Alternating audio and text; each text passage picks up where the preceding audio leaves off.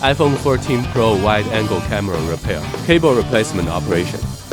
This is an iPhone 14 Pro with a pop-up problem after the camera was replaced on iOS 18.1.1 system. Turn off the power and remove the camera.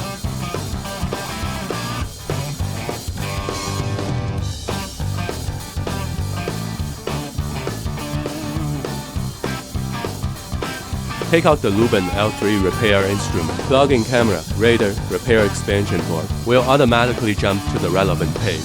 Take out the external wide-angle camera repair cable. Click to view the installation tutorial.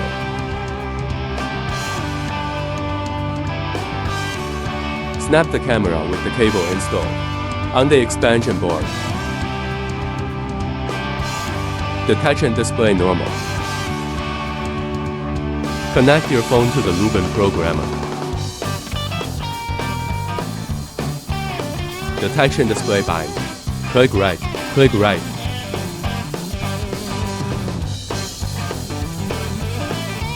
The touch and display write success. The touch and display exists data. Turn off the phone and install the camera back on the phone.